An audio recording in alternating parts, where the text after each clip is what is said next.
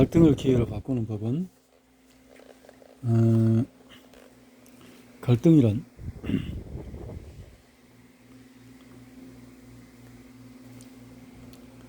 말의 어원을 알고 있는가?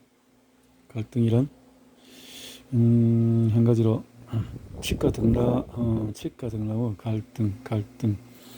칙은 물체를 왼쪽으로 감아서 올라가며 자라는 습성이 있다.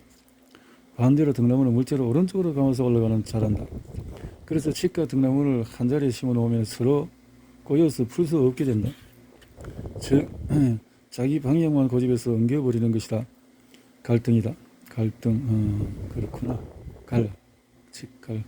등나무 등.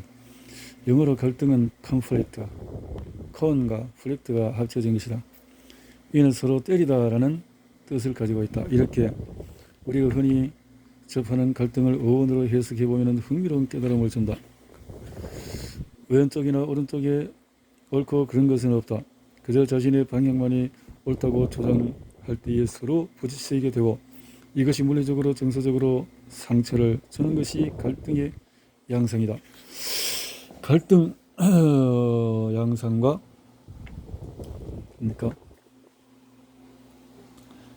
리더의 역할은 갈등에 대한 관점은 인류 발전사는 전력을 통해서 생산을 높여서 온 과정이라고 할 수 있다. 인간은 인지혁명을 통해서 추상화된 가치를 공유할 수 있는 능력을 가지게 되었고 수천 년에 걸친 찬란한 문명에 공유할 수 있는 능력을 가지게 수천 년의 찬란한 문명이 발전을 이루어냄으로써 인간은 공동의 목표를 위해서 협력할 수 있는 존재라는 사실을 역사 속에 증명해왔다. 하지만 다른 한편으로 인류의 역사는 갈등과 전쟁의 과정이기도 하다. 사람이 존재하는 곳에는 언제나 갈등이 있고 그것은 때때로 물리적인 폭력과 전쟁으로 이어진다. 인간의 능력이란 그렇게 양면적이다. 인간은 한없이 희망적이면서 동시에 끝없이 절망적이다. 위대한 문명의 정점에서 위험한 전쟁의 위협이 싹트는 법이다. 그 작은 역사관으로 이야기를 시작했지만 이러한 인간의 양면성을 이해하는 것은 오늘날의 조직학에서 깊이 다뤄야 할 주제다. 특히 한 조직을 이끄는 리더라면 창조적인 인간의 무한한 가능성과 믿음에 파괴적인 인간의 무시무시한 것을 대해서 이해를 하고 균형 잡힌 관점을 다룰 수 있어야 한다. 영업 조직도 마찬가지다. 목표의식을 소유하고 소통과 협력, 갈등을 어떻게 봉합할 수 있는 을 통해서 더 큰 성과를 얻을 수 있다는 믿음은 조직을 이뤄서 일하기 위한 근본적인 기반이다. 하지만 사람이 모여있으면 언제나 경쟁과 갈등의 위험이 생긴다. 협력과 갈등, 이들은 마치 동전의 양면처럼 항상 함께 존재한다. 사람은 협력해야 할 그 이유 때문에 갈등한다. 성과를 달성하기 위해서 협력해야 하는데 그 성과 때문에 경쟁하고 갈등한다. 저도 상관없는 연습 게임에는 선수들이 서로 비난하고 갈등할 경우는 없다. 하지만 꼭 이겨야 하는 게임이라면 작은 실수 하나라도 서로 탓하고 갈등을 일으킬 수가 있다. 그렇기 때문에 정교한 경기를 서로 높은 수준의 협력이 필요하고 이것이 잘 이루어진다면 그 과정과 결과 또한 이에 비례해서 우리에게 감동을 안겨준다. 비즈니스는 연습 게임이 아니다. 본 목표가 치밀한 계획 그리고 치열한 헌신이 필요하다. 그래서 갈등 또한 불가피하다. 리더가 갈등을 단지 회피하거나 억누르는 것 외에 그것을 제대로 다루는 방법을 알지 못한다면 그 조직은 구멍 뚫린 배를 타고 망망대해를 항해하는 것과 다름이 없다. 갈등은 위험하긴 하지만 동시에 기회이다. 갈등이 존재한다는 것 자체가 이미 사안의 중요성을 반증한다. 그것을 잘 다루기만 한다면 더 큰 결실을 얻을 수 있다는 이야기다. 위스콘신 대학교의 심리학과 교수 헤이리 할로우는 싸우지 않는 어미 아래서 자란 원숭이는 사랑도 하지 않는다라고 말했다. 인간은 갈등을 해결하는 과정에서도 크게 성장한다. 또한 갈등은 반성과 창의력을 촉진하는 요소가 되기도 한다. 의사결정 도구 중에서 악마의 변호인 이라는 방법론이 있다. 다수가 하나의 의견으로 지향점을 찾을 때에 한 사람을 지정해서 무조건 반대 의견을 내도록 역할을 해주는 것이다. 이 사람의 반론을 통해서 혹시라도 있을지 모르는 미비한 점을 보완하고 잘못된 의사결정을 하지 않도록 한 번 더 점검하는 절차를 마련하는 것이다. 이는 더 좋은 결론을 내리기 위해서 의도적으로 갈등을 만드는 행위이다. 결국 갈등과 긴장은 사람들에게 다양한 관점을 가지게 하고 높은 요구 수준을 제시함으로써 발전과 혁신을 촉진하는 역할을 하는 것이다. 영업관리자는 갈등을 대함에 있어서 부정적인 위험과 긍정적인 효과를 균형 있게 바라보는 관점을 가져야 한다. 갈등의 양상. 비즈니스 상황에서의 갈등은 크게 과업 갈등과 감정적인 갈등으로 나눌 수가 있다. 과업 갈등은 각종 의사결정 과정에서 구성원 간의 관점이 다르거나 아이디어나 의견의 차이를 보일 때 발생한다. 이것은 악마의 변호인 사례에서 설명한 바와 같이 일종의 좋은 갈등이라고 볼 수 있다. 반대로 감정적인 갈등은 대인관계 측면에서 발생하는 긴장이나 짜증, 적대감에서 비롯되는데 이것이 지나치면 소모적인 결과를 초래할 수 있기 때문에 나쁜 갈등이라고 할 수 있다. 물론 이 두 갈등이 항상 명확하게 구분되는 것은 아니다. 과업 갈등이 지나치면 감정적인 갈등으로 번지기도 하고 실제로는 감정적인 갈등인데 표면적으로는 과업 갈등의 다를 수 있는 경우도 있다.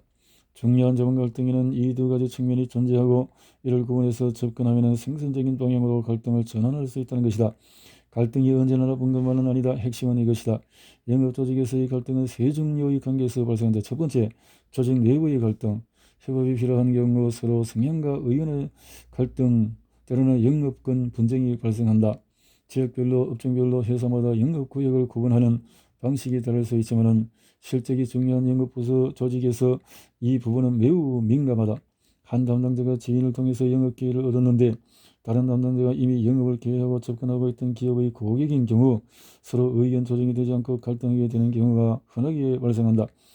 기계적으로 영업권을 구분해서 서로 침해하지 못하도록 만든다고 해서 문제가 사라지는 것이 아니다. 자신의 영업구역이 계획이 100% 보장되어서 타 영업 담당자가 절대 침범하지 못하게 되면 갈등의 소지는 줄어들 수 있다. 하지만 이것이 지나치면 다른 영업자를 통한 더 큰 성과의 기회를 그냥 썩히게 되는 무사 아닐 저희에 빠질 수 있다. 그렇다고 영업 조직 내에서 담당자끼리 무한 경쟁을 만들 수는 없는 노릇이다. 영업권 분쟁으로 인한 갈등은 합리적인 시스템과 의사결정 기준을 사전에 마련해 이를 적절한 긴장과 관리를 통해서 운영해야 한다. 또한 영업조직과 지원조직 사이에서의 갈등도 빈번하다. 영업 담당자는 고객의 요구에 최대한 빠르게 대응하기를 원한다. 하지만 지원조직은 절차와 규정을 중요시한다. 영업조직은 불필요한 리포트가 많다. 지원조직이 현장을 모른다와 같은 볼멘 소리를 자주 한다. 반면에 지원조직은 영업 담당자 제멋대로이다. 회사의 프로세스를 제대로 준수하지 않는다는 인식을 쉽게 가질 수가 있다. 두 번째는 영업 담당자와 관리자 사이의 갈등이다. 고성과자는 조직에 기여하는 큰 만큼 요구사항도 많다. 자존심도 물론 세다. 영업 조직은 강력한 인센티브 기반의 보상 체계를 가지는 것이 일반적이라 영업 담당자가 관리자보다도 연봉이 높은 경우가 흔히 있다. 이들은 자신이 회사에 큰 공을 세우고 있다는 기본 전제가 있기에 관리자에 대한 존경심이 부족할 경우에 리더의 통제를 벗어나게 되고 심한 경우에는 프로세스를 준수하지 않거나 팀워크를 저해하는 언행을 보인다. 영업관리자로서는 강력하게 통제를 하자니 고성과자의 길을 죽이는 것과 같고 내버려도 자니 조직의 기강이 서지 않는 딜레마에 빠지게 된다. 이외에도 영업관리자의 지원이 부족한 것에 대한 서운함, 겉으로 드러나진 않지만 내재된 불만 등 많은 위험 요소가 도사리고 있다. 마지막으로 고객과의 갈등이다. 고객의 불합리한 요구나 컴플레인, 때로는 영업 담당자의 부주의와 실수 등으로 인해서 갈등이 초래되기도 한다. 고객과의 갈등은 겉으로 드러나는 경우도 있지만 대개는 그렇지 않다. 하지만 이 갈등이 표면화되지 않으면 영업은 더 이상 진전되지 않는다. 고객이 불만이 있는데 표현하지 않기로 한다면 영업 담당자의 방문을 완곡하게 거절할 것이고 조직은 영문도 모른 채 그 고객을 잃게 된다. 반대의 경우도 마찬가지다. 고객과의 갈등을 담당자가 속으로만 사귀면 지나친 스트레스로 동기부여가 떨어지거나 그 고객을 기피하게 되고 이 역시 성과 저하로 이어진다. 갈등을 건설적으로 다루는 능력은 영업관리자에게 있어서 정말 필수적인 역량이다. 갈등을 해결하는 리더의 역할은 영업관리자는 이 모든 갈등의 중재자이다. 조직이 강압적이고 권위적일 경우에는 갈등이 밖으로 잘 표출되지 않는다. 하지만 보이지 않는다고 해서 없는 것이 아니다. 억압된 갈등은 언젠가 폭발하기 마련이고 그때는 수습이 불가능하다. 수평적이고 소통하는 문화가 있을 때에 갈등이 건설적으로 다뤄질 수가 있다. 리더는 갈등을 협력으로 전환하는 중재자이다. 갈등이 생기면 당연히 해야 할 일이 생긴 것이라 생각해야 한다. 그래서 리더는 갈등이 생길 때 그것을 본인에 대해 인격적인 공격이나 자신의 무능함을 탓하는 것으로 받아들여서는 안 된다. 변명하거나 회피하는 방어적인 자세를 내놓고 발생한 문제를 최대한 과업 갈등으로 전환해야 한다. 이를 위해서는 평소 각 영업 담당자에게 대한 개별적인 지원과 신뢰를 쌓아두어야 한다.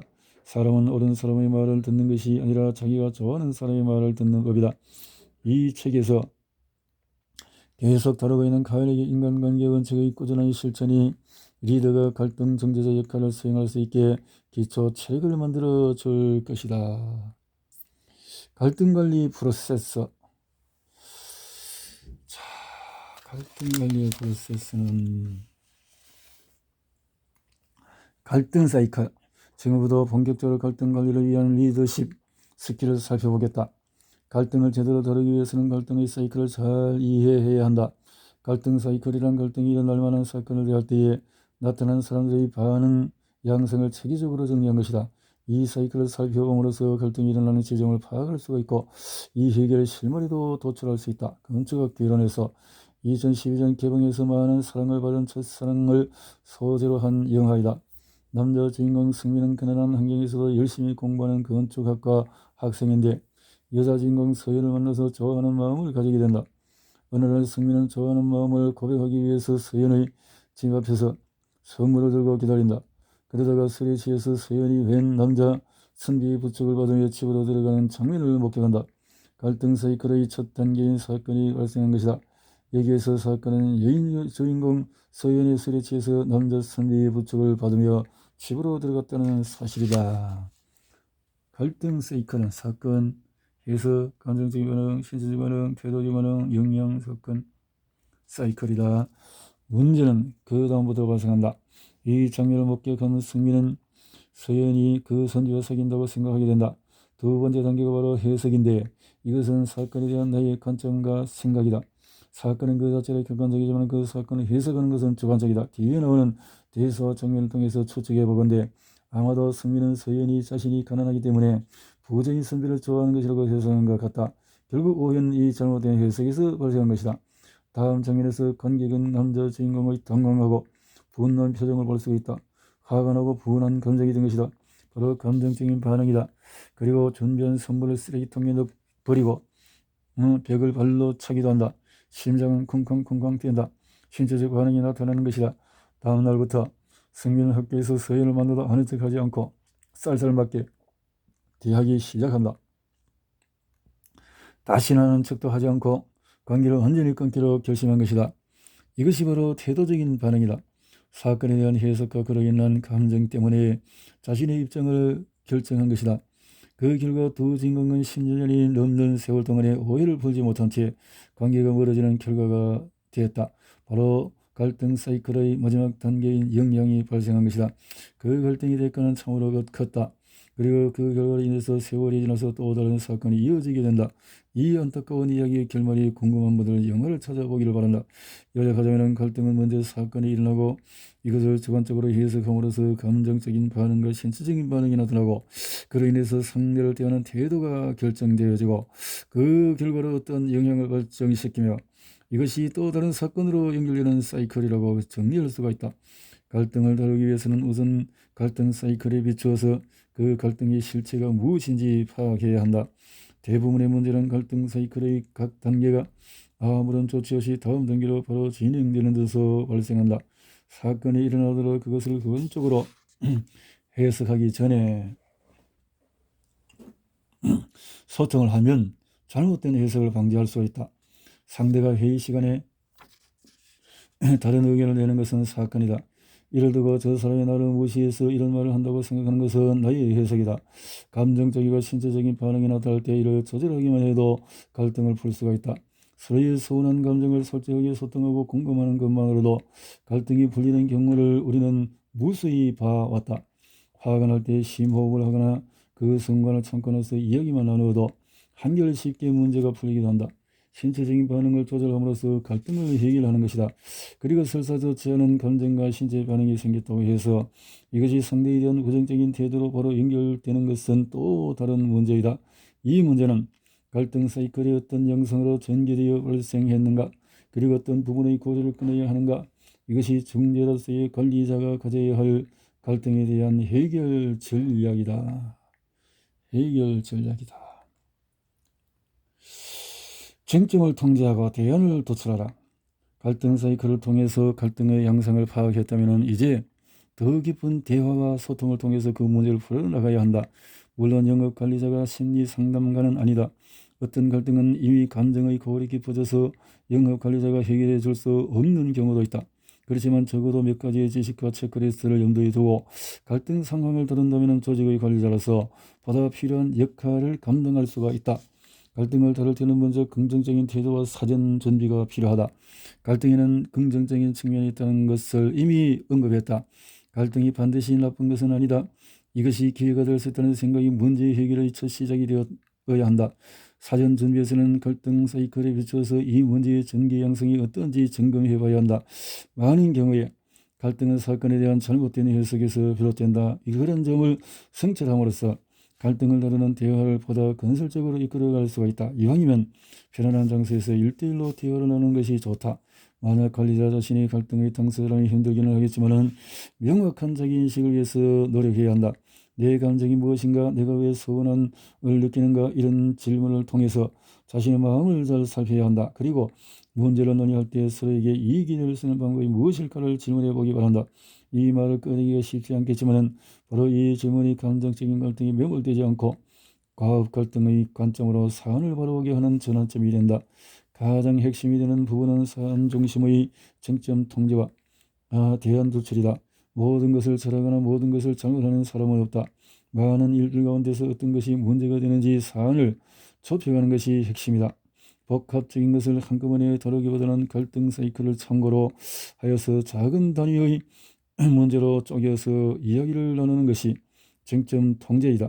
그리고 타협이나 협동의 수준에서 서로가 할 수 있는 일을 합의하고 최종적으로 긍정적인 대화로 마무리할 수 있어야 한다. 갈등을 다루는 대화는 한 번에 끝나지 않을 수가 있다. 하지만 이러한 사안을 염두에 두고 하나씩 적용한다면 이전보다는 빨리 갈등을 협력하는 전환하는 계기를 마련할 수가 있을 것이다. 갈등